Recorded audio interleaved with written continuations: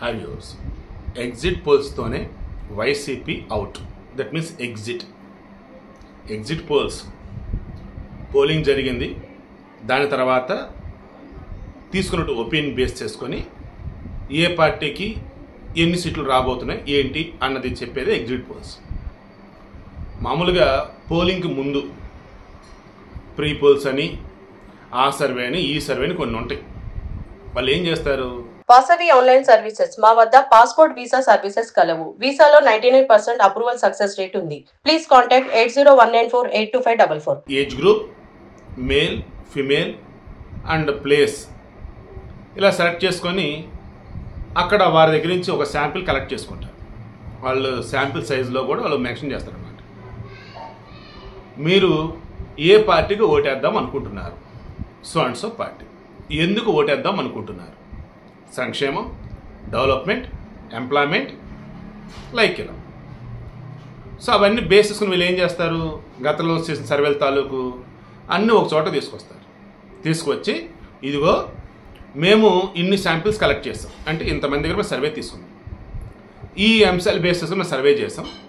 అందులో మెయిన్గా ఆడవారు ఈ అంశాల పట్ల మొగ్గు చూపుతున్నారు, అందుకని ఆ పార్టీకి ఓటేస్తారు. మగవారు ఈ అంశాల పట్ల మొగ్గు చూపుతున్నారు, ఆ పార్టీకి ఓటేస్తారు. వృద్ధులు ఇలా, పిల్లలు ఇలా. పిల్లలు ఇస్ నథింగ్ బట్ 18 years నుంచి 25 years లోపు అన్నట్టు. ఇవి గతంలో మనం చూసాం.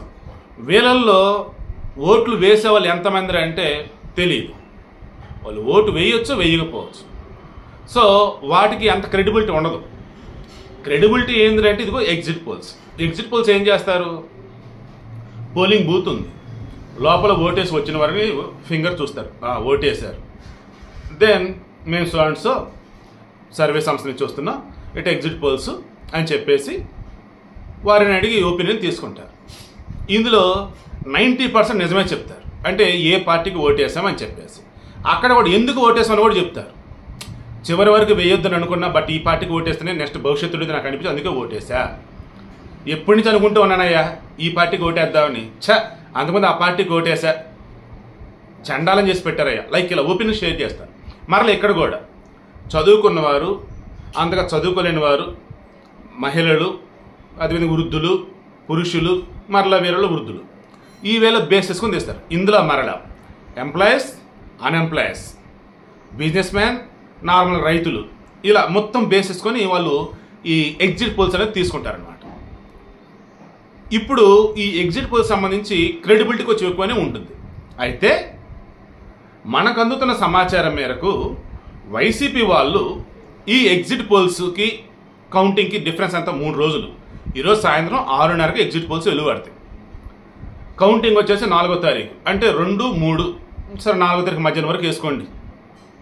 సో 2.5 రోజులు, సరే 3 రోజులు అయ్యా, ఓకే. ఈ 3 రోజులలో వైసీపీ వారికి సంబంధించి ఎట్టి పరిస్థితుల్లో కూడా వాళ్ళ ఆత్మస్థైర్యం దెబ్బతినకూడదు. ఎందుకంటే కౌంటింగ్ ఏజెంట్గా మేము రామంటారు వాళ్ళు. ఓడిపోయేదానికి ఇంకెందుకు వచ్చేది అంటారు. ఆ మాట అంటే కథం అయిపోయినట్టు. ఇంకా ఆ మాట అనకూడదు వాళ్ళు. అందుకని ఏం చేయాలి? ఈ ఎగ్జిట్ పోల్స్లో వైసీపీకి ఎక్కువ వచ్చేలా చూపించుకోవాలి. ఎలా? రేపు గెలవబోతుంది వైసీపీ అని. దెన్ సీవర్ సర్వే, ఇండియా టుడే వాళ్ళు, తర్వాత చాణక్య, ఇలా కొన్ని ఉన్నాయి.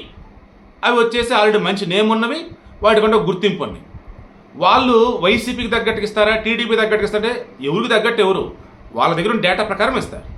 ఇక ఇప్పుడేంటి, అలా వాళ్ళు ఇచ్చే దానిలో ఆబ్వియస్లీ ఎన్డీఏకే ఉంటాయి. ఎందుకంటే నాకు అందుతున్న సమాచారం మేరకు కానీ, జనరల్ చెక్ చేసిన ప్రకారం కానీ అంతా కూడా వైసీపీ అంటే విసిగిపోయి ఉన్నారు.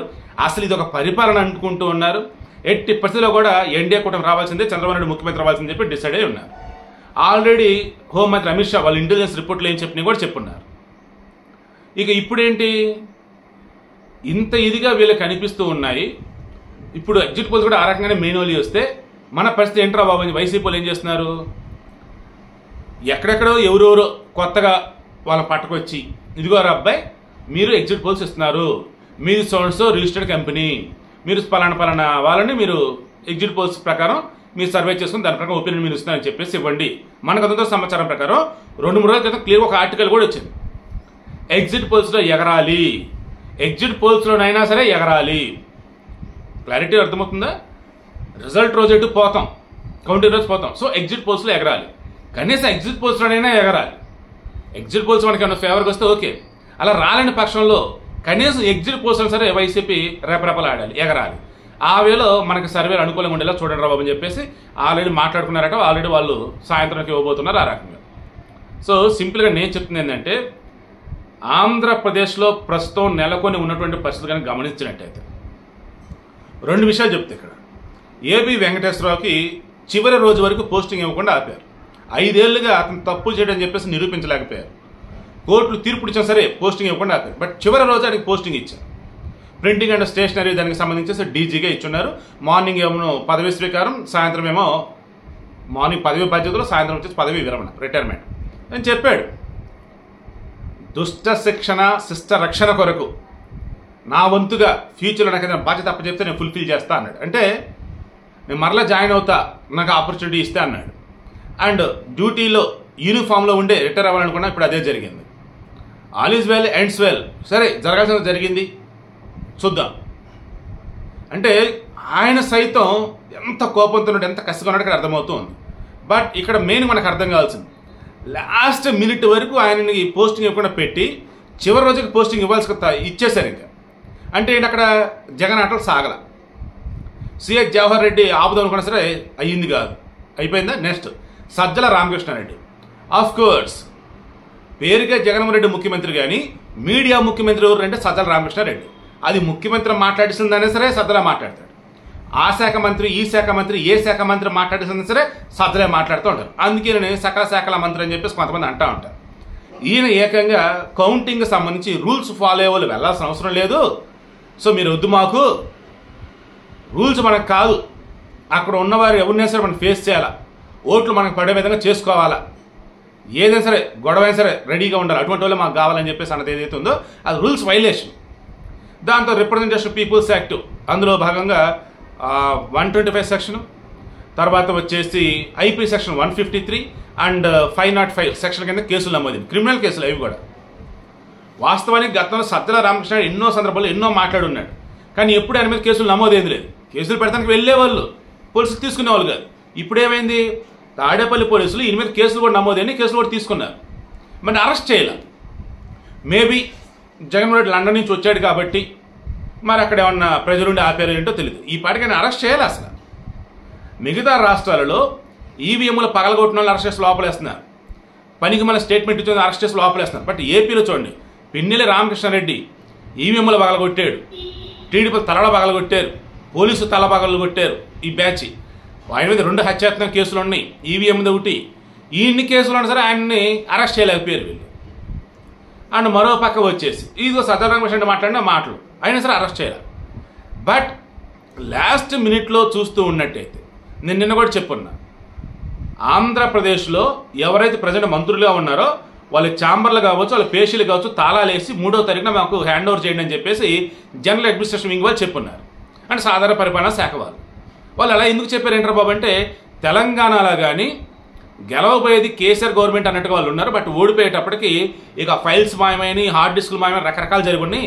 ఇక్కడ అలాగే చేసే అవకాశం ఉండొచ్చు, ఎందుకంటే గెలవబోతుంది ఎన్డీఏ కూటమి అని చెప్పేసి వాళ్ళకి అర్థమైపోయి మీరు ఖాళీ చేసేది మా తాళాలు ఇవ్వండి అన్నారు. అది చూసినా, సజ్జల రామకృష్ణారెడ్డి మీద కేసులు చూసినా, అండ్ పిన్నెల్లి రామకృష్ణారెడ్డికి సంబంధించేసి జూన్ 5 వరకు 6 వరకు ఆయనకి ఎగ్జామ్షన్ ఇచ్చినా ఇమ్మీడియట్ ఆ తర్వాత అరెస్ట్ చేస్తారు. మరీ ముఖ్యంగా పల్నాడు జిల్లా ఎస్పీ మల్లికా గర్గ్ ఆ మాటలు చూస్తే బా ఈమె కదరా ఎస్పీ అంటే ఫీలింగ్ వస్తుంది. ఇచ్చి పడేసింది. అసలు ఏ రాజకీయ పార్టీ వాళ్ళైనా సరే ఈసారి ఉన్న తోక జాడిస్తే తోకలు కట్ చేయడం తీసుకుని లోపలేస్తాను.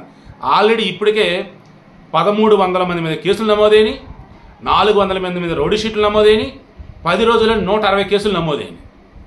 సో ఇలా చెప్పుకుంటూ పోతే మొత్తంగా చూస్తూ ఉంటే ఏపీలో సిచ్యువేషన్ అంతా కూడా సెంట్రల్ గవర్నమెంట్ చేతుల్లోనే ఉంది, ఎన్నికల కమిషన్ చేతుల్లోనే నడుస్తుంది. ఎక్కడ కూడా జగన్మోహన్ రెడ్డి గవర్నమెంట్కి సంబంధించి వాళ్ళ అధికారులకు సంబంధించి ఎక్కడ చేతులు ఏమీ లేదు. ఆల్మోస్ట్ అంతా కూడా ఆల్రెడీ ఎల్ఎస్ఎం చేతుల్లోకి వెళ్ళిపోయింది. దీని బట్టి మీకు ఏమర్థమవుతుంది, సాయంత్రం ఎగ్జిట్ పోల్స్తోనే వైసీపీ ఎగ్జిట్ అవడం ఖాయమని నాకైతే అనిపిస్తూ ఉంది.